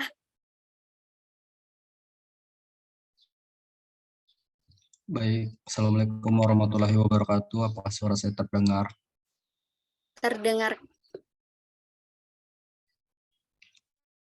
Jadi pertanyaan saya punya ini teman, dia adalah salah satu HRD di salah satu perusahaan tambang batubara yang ada di Kabupaten Berau. Jadi pertanyaan saya, jadi saya jelaskan dikit ya. Jadi dia itu dari atasan dia ada menitip titip-titipan gitu loh Bu. Jadi kayak misalnya masukkan si ini dari keluarganya si ini, dari anggotanya ini, keluarganya ini, kayak gitu kan. Jadi apa sih yang harus dilakukan seorang HRD profesional? Karena kan kita tahu nih Bu, banyak ada HRD yang memihak ke kanan ataupun ke kiri atau gimana gitu loh. Apa sih yang harus kita lakukan sebagai HRD profesional? Karena waktu itu dia pernah nanya ke saya gitu loh. Saya itu gini-gini loh. Dia itu ada kadang nitip kayak gini. Padahal dia nggak punya soft skill ataupun hard skill yang dia miliki gitu. Tapi karena dia salah satu titipan, akhirnya dia bisa masuk kayak gitu. Bagaimana sih Bu kita menyikapi hal seperti itu? Terima kasih. Oke, baik. Baik, terima kasih Mas Lukman. Mbak Emi izin saya jawab ya, takutnya nanti kalau kelewat malah saya jadi lupa. Ya baik, thank you Mas Lukman atas pertanyaannya. Pertanyaannya bagus sekali dan mungkin ini juga sering dirasakan oleh teman-teman di bagian HR ataupun HC begitu ya. Dan kadang saya juga sempat cerita karena ada beberapa teman saya juga yang di batubara, di tambang. Cuma saya nggak bisa sebutin nama PT-nya ya karena nanti ternyata temennya situ juga sama kan, nggak enak ya. Nah, itu memang ada pengalaman serupa, bahkan mereka itu punya kuota gitu ya, bahkan ada punya kuota berapa orang yang harus dimasukin dari daerah A, B, C gitu, karena mereka udah punya limbung di situ, udah punya apa ya istilahnya, udah berkontribusi banyak A, B, C sehingga dia punya kuota di situ harus masukin berapa gitu ya. Nah, langkah pertama yang harus dilakukan sebenarnya teman-teman harus pahami dulu fungsi teman-teman di situ sebagai seorang HRD itu seperti apa. Bisa jadi memang perusahaan memberikan allowance untuk berapa persen kondisi seperti itu terjadi karena mempertimbangkan bisnis mereka supaya tetap running well. Jadi ada juga beberapa perusahaan yang menutup mata sehingga mereka tetap bisa memasukkan orang itu, tapi dalam tanda petik mereka tidak difungsikan layaknya karyawan yang biasa untuk memastikan bahwa perusahaan itu bisa berjalan running well di daerah tersebut. Jadi bisa jadi di tempat saya pun juga kayak gitu. Ketika membuat manpower planning itu kita misalnya ada target jualan 1.000 unit gitu ya per bulan. 1.000 unit itu kalau orang dengan productivity yang normal itu kita hanya butuh katakanlah 50 sales gitu. Tapi kita punya buffer sekitar 5 orang untuk misalnya nih ya pokoknya ada orang tambahan 5 orang, ini bisa jadi buffer aja ketika nanti ada orang resign, ketika dia nanti ada orang yang tiba-tiba bisa jadi kan sakit sehingga dia nggak bisa kerja lagi gitu ya. Jadi memang ada strategi perusahaan yang memang mencari buffer ini dari kualifikasi apapun begitu ya. Nah, ketika memang kita berada di tahap itu, kita ngerasa bahwa sebenarnya kalau kita tes ini orang nggak lolos nih gitu ya. Kita interview, waduh nggak bisa ini masuk ke situ. Nah, teman-teman pastiin dulu Yang pertama, kebijakan perusahaannya itu seperti apa. Ketika perusahaan itu sudah memberikan lampu hijau, oke, ini bisa masuk dengan kuota 5 orang misalnya, ya sudah, kita sebagai orang HRD, kita sudah sampaikan hasilnya bahwa 5 orang ini hasilnya nggak oke secara kefungsian ke HRD-an, cuma ketika memang manajemen bisnis itu merasa akan terancam ketika tidak dimasukkan 5 orang buffer ini, ya kita bisa berbuat apa begitu ya. Jadi memang kita benar harus di tengah melihat dari sisi perusahaan dan juga dari sisi karyawan. Jadi tadi benar kalau kita harus kita harus melihat nih, oh organisasi kalau ternyata kita nggak nerima itu, kita bisa nggak jalan nih operasional. Tapi kalau memang teman-teman ngerasa bahwa kebijakan perusahaan itu nggak ada yang ke arah situ, ya kita harus menyampaikan bahwa Pak ini nggak bisa nih kita nge-hire orang ini karena nggak sesuai dengan standar kita. Kita wajib menyampaikan hasil ke atasan kita, biar nanti atasan kita yang akan membuat keputusan. Jadi kalau level teman-teman ini masih middle low ya, misalnya pelaksana, ketika jadi staff kan bisa jadi hanya pelaksana saja ya. Teman-teman wajib menyampaikan itu ke atasan teman-teman, jangan diputusi sendiri, biar nanti dibantu oleh atasan teman-teman untuk menyampaikan ke level yang lebih tinggi. Beberapa kali situasi saya juga dapetin seperti itu, Mas Lukman, sehingga saya perlu diskusi dengan atasan saya. Kalaupun orang yang seperti itu masuk, saya biasanya minta tanda tangan ke atasan saya yang lebih tinggi. Pak, ini atas sepengetahuan Bapak, saya masukkan orang ini, kita kontrak dulu 3 bulan, nanti kita review, kalau misalnya dia nggak oke, dia harus kita keluarkan ya Pak. Nah, situasi itu sebenarnya juga sering terjadi, nggak cuma di daerah Mas Lukman dan mungkin teman-teman di sana ya. Di tempat saya pun juga ada beberapa kali situasi seperti itu, cuma ketika kita bisa berkomunikasi dengan baik, entah itu dengan atasan ataupun juga yang bersangkutan sih, harusnya semuanya tetap bisa berjalan dengan baik ya. Begitu sih Mbak Emi. Untuk dari Kak Lukman, apakah sudah puas dengan jawabannya? Baik, terima kasih Ibu atas jawabannya. Ibu, berarti kita sebagai seorang HRD nih, HRD profesional anggaplah.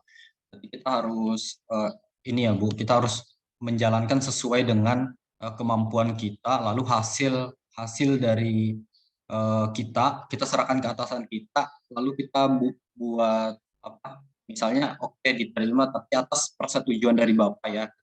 Tadi misalnya kita kontrak beberapa bulan, kita lihat ke depannya seperti apa, apakah dia bisa menjalani atau apa gitu. Oke Bu, terima kasih buat jawabannya, sangat bermanfaat. Terima kasih Mas Lukman. Oke, terima kasih kepada Kak Lukman Ansari. Selanjutnya kita ke pertanyaan yang ingin bertanya kedua, yaitu kepada Kak Satria Nanda. Kepada Kak Satria dipersilahkan. Terima kasih Emi. Dan mohon maaf saya off cam. Mohon izin bertanya.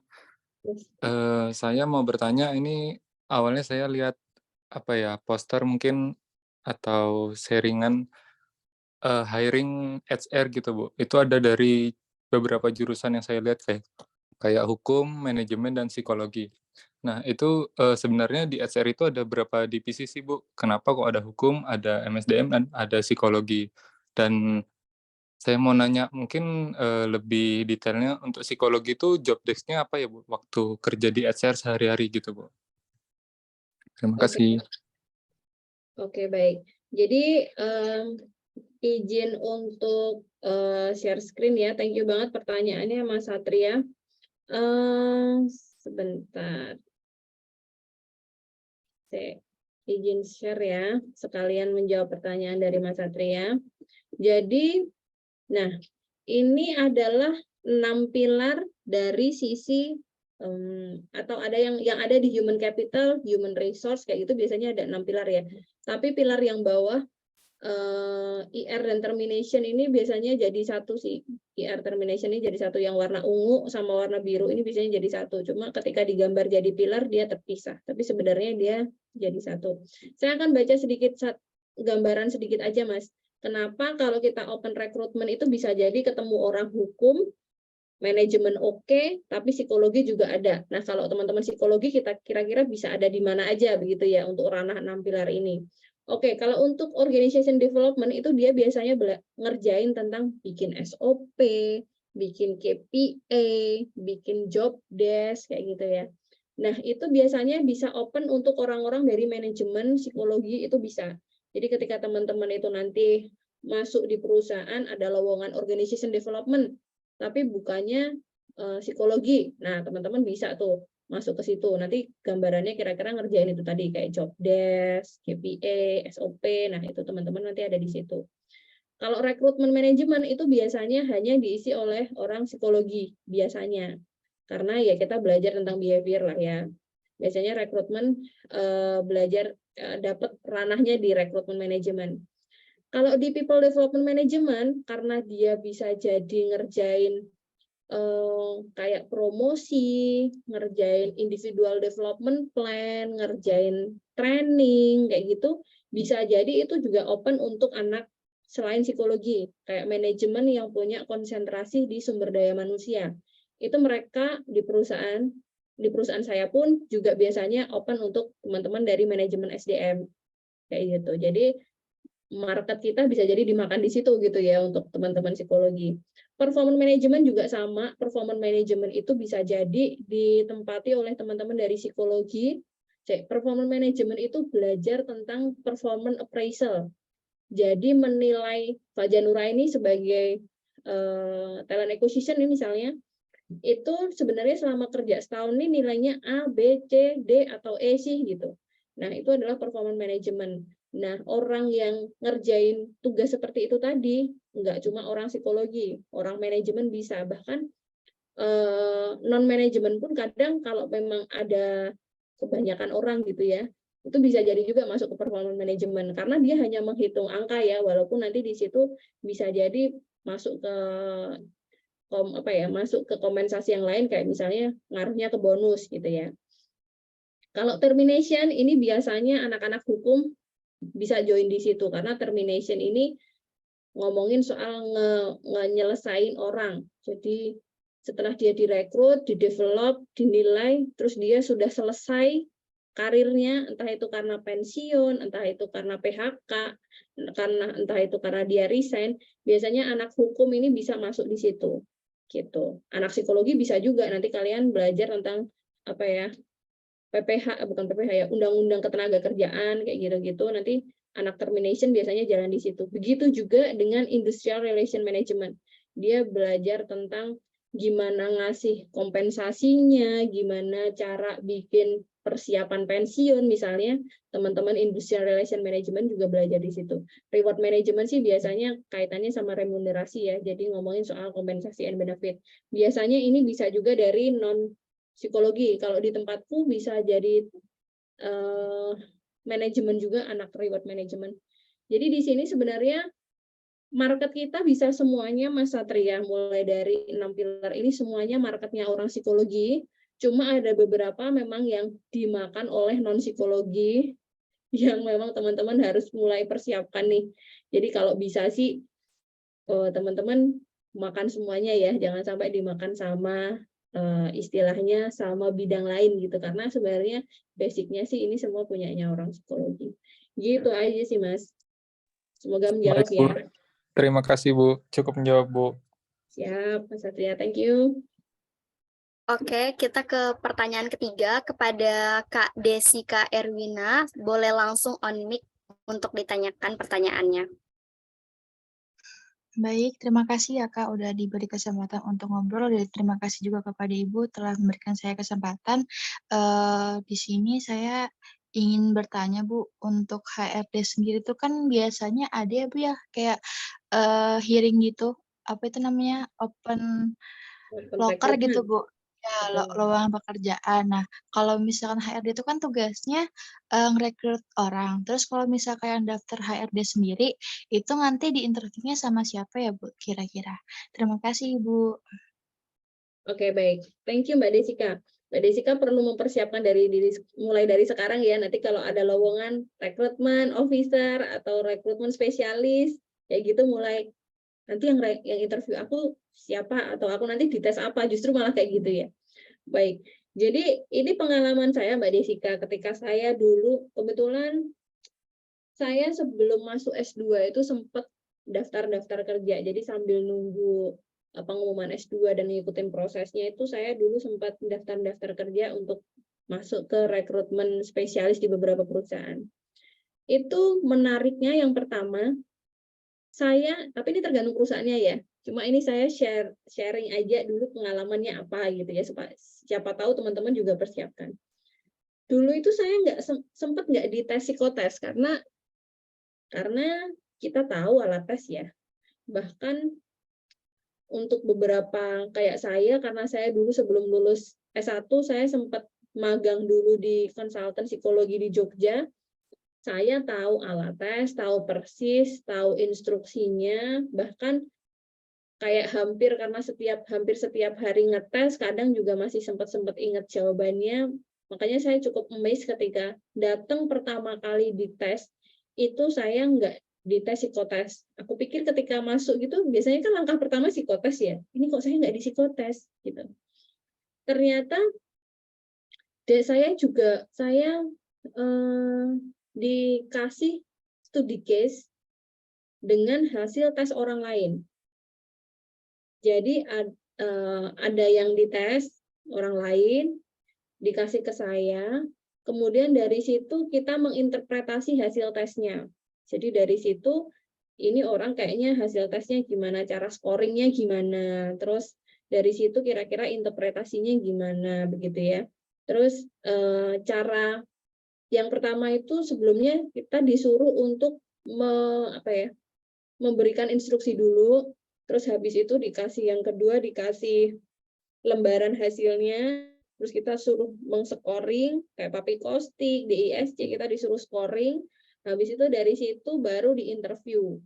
Jadi nggak dites, tapi kita malah disuruh seperti itu. Nah, ketika diinterview, kira-kira tetap diinterview nggak? Beberapa kali saya daftar kerja, walaupun kita setiap hari interview ya, tetap kita diinterview. Jadi tidak menutup kemungkinan nanti Mbak Desika ketika daftar kerja, aku kan nanti tugasnya sebagai rekrutmen tuh interview orang, kok aku malah diinterview sih gitu. Tetap diinterview karena untuk pertama interview itu menggali tentang motivational fit. Jadi teman-teman sebenarnya punya motif yang kuat nggak sih untuk kerja di perusahaan itu. Makanya kadang pertanyaannya tuh seputar kenapa kamu daftar di perusahaan ini. Nah, terus kira-kira nanti kalau kamu daftar di sini sebagai posisi ini, kamu nanti akan seperti apa. Nah, itu sebenarnya untuk melihat motivational fit-nya.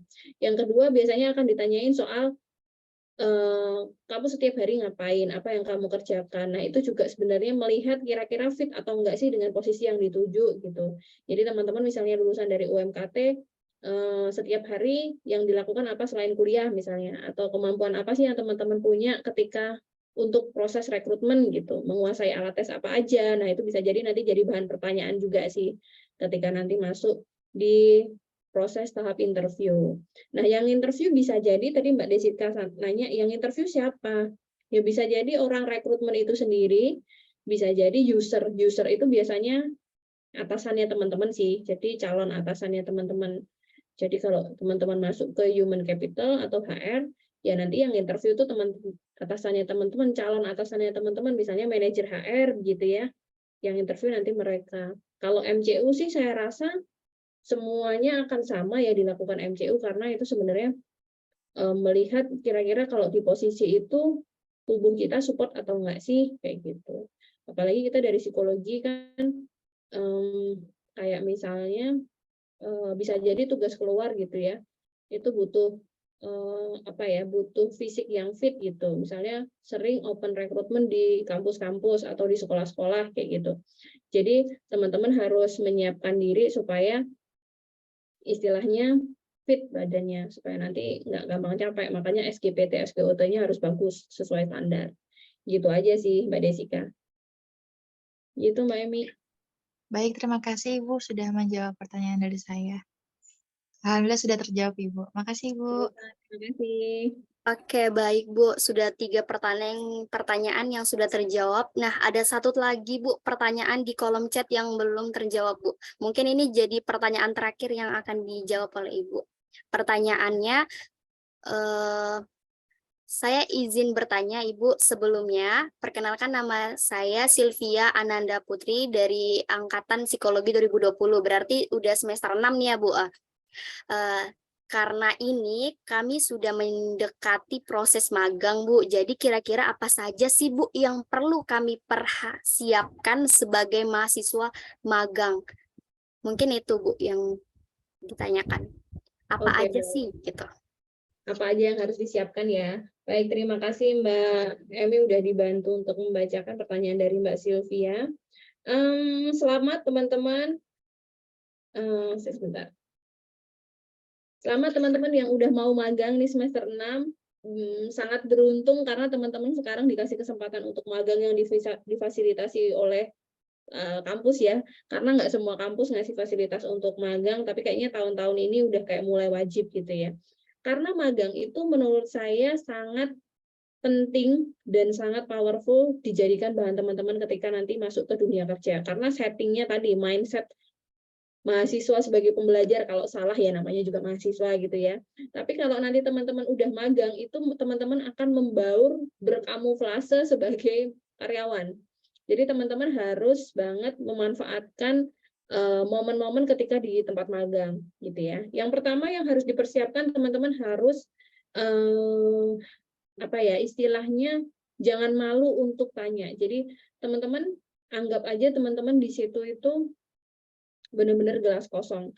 Ya tidak menutup kemungkinan nanti dapat project ya, kayak teman-teman magang S1 psikologi yang masuk ke tempat saya, itu biasanya dari awal sudah saya tanyakan, kita nanti ada project ini kira-kira bisa atau enggak. Walaupun teman-teman dari kampus tuh biasanya dapat project juga ya dari kampus, biasanya sesuai dengan major teman-teman, biasanya nanti diimplementasikan di perusahaan itu bisa atau enggak, misalnya kayak gitu. Nah, teman-teman mindsetnya benar-benar harus kayak gelas kosong. Jadi walaupun dapat project, kemudian dari situ teman-teman dituntut untuk bikin plan atau bikin, kalau dapat project nge-hire 50 sales, kira-kira nanti kamu sebagai anak magang yang akan kamu lakukan apa gitu ya. Teman-teman benar-benar settingnya walaupun di situ harus memberikan kontribusi, tapi teman-teman harus tetap punya mindset bahwa aku di situ harus belajar gitu.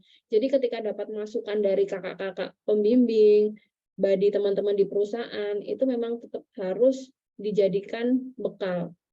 Curi ilmu sebanyak mungkin supaya teman-teman nanti ketika udah keluar itu punya bekal yang banyak gitu ya. Tidak menutup kemungkinan teman-teman nanti bisa kerja juga di perusahaan yang sama. Jadi teman-teman curi ilmu sebanyak-banyaknya, jangan takut salah, jangan takut tanya, karena ketika teman-teman itu punya kesempatan yang bagus kayak gitu, nggak dimanfaatkan, kita nggak akan pernah tahu akan dapat kesempatan lagi atau enggak untuk magang di tempat yang sekarang udah dituju oleh kampus gitu ya.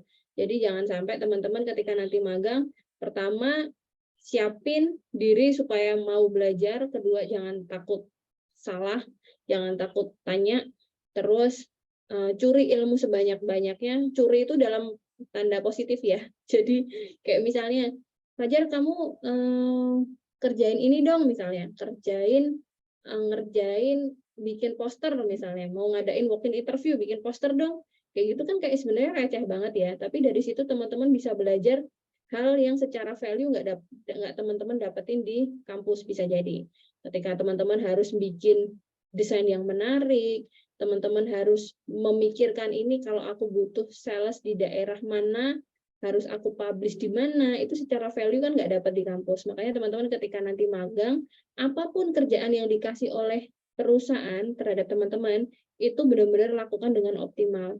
Dulu saya magang di perusahaan yang ternyata sekarang saya bisa bekerja di situ. Jadi tidak menutup kemungkinan kita nanti dipermudah ya dengan kita optimal ketika kita magang, kita nggak perlu repot lagi nyari kerja. Karena bisa jadi ketika kita dinilai bagus, tinggal hire aja, dia kan udah pernah magang di sini nih. Bisa jadi gitu sih. Gitu aja Mbak Sylvia. Semoga menjawab ya. Oke, baik. Terima kasih atas pertanyaan-pertanyaan yang teman-teman telah berikan, menjadi insight juga buat kami yang sekiranya tadi mendengarkan, oh rupanya pertanyaan ini juga masuk ya tadi, rupanya nggak ketanya aja gitu, sesimpel itu. enak banget ya kita diskusi pada pagi hari ini, sudah menjelang siang. Nah, selanjutnya saya ingin memberikan kesimpulan dari materi yang Ibu Fajar tadi berikan. Sesimpel human resource menjadikan manusia itu orang yang dipekerjakan. Sementara human capital kita adalah aset yang harus ditingkatkan atau kita harus menjadi value semakin tinggi untuk menjadi aset dari si perusahaan itu. Nah, perubahan mindset dalam memanage people menjadi salah satu faktor yang paling penting dalam mengembangkan perusahaan. Betul begitu, Ibu? Betul sekali, Mbak Emi. Nah, sementara tadi udah dijelaskan tuh ada beberapa perbedaan. Kapan sih kita mau menjadi seorang yang generalis atau yang menjadi spesialis? Nah, pada kesempatan tadi ibunya udah menjelaskan nih, saya jabarkan sedikit. Pada tingkat pengetahuan, spesialis itu mengarah pada satu area. Sedangkan secara generalis, pengetahuan pada banyak area. Sementara skill yang dibutuhkan pada spesialis adalah skill yang lebih spesifik atau yang lebih mendalam. Sementara generalis, skill yang sangat beragam. Mungkin tadi teman-teman udah nyatat nih perbedaan spesialis dan generalis. Nah, saya langsung menjabarkan lagi pertanyaan yang sering kita tanyakan. Lebih penting mana sih soft skill sama hard skill? Nah, jawabannya sama penting karena soft skill sangat bermanfaat untuk menunjang hard skill yang kita miliki. Sebagai contoh, kita nih mahir dalam coding, kita akan kesulitan nih untuk memecahkan masalah di tempat kerja tanpa critical thinking atau problem solving yang kita mumpuni. Jadi, kedudukan hard skill dan soft skill sangat sama tingginya. Nah, mungkin itu yang bisa menjadi kesimpulan pada materi yang kita sampaikan pada webinar kali ini. Selanjutnya, pemberian sertifikat kepada pemateri secara simbolis. Mungkin Ibu dosen Alfiza bisa membantu untuk share screen. Baik.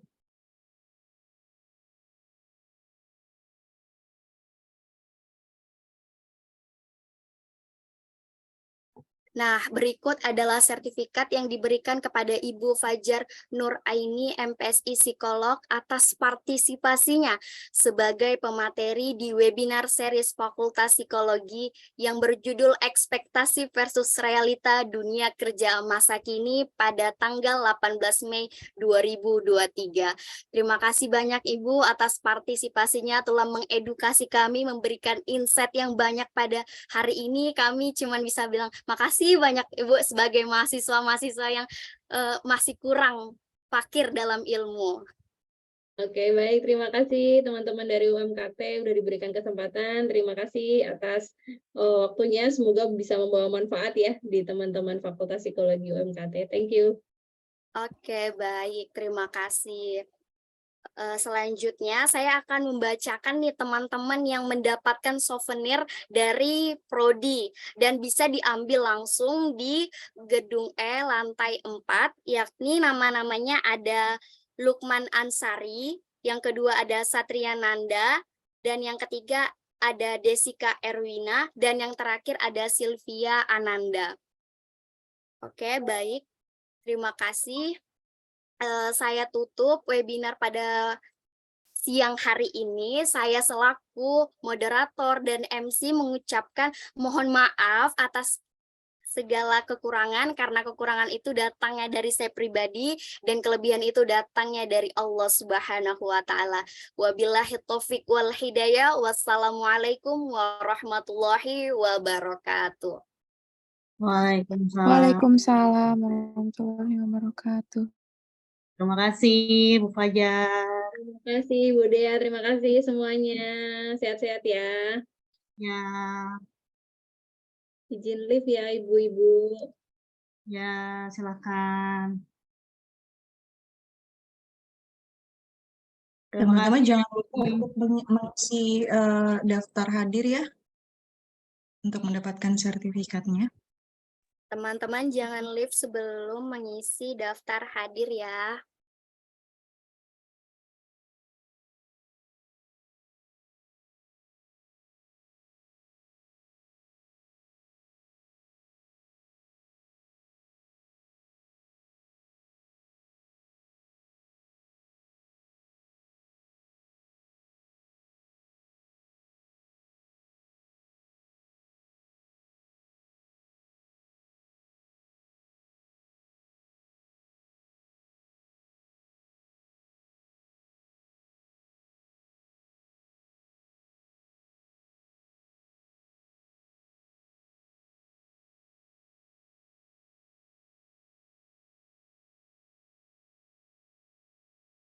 Oke, batas pengisian daftar hadir sampai 5 menit lagi, teman-teman. Diharapkan untuk mengisi daftar hadir ya. Yang sudah mengisi daftar hadir boleh langsung live aja. Terima kasih.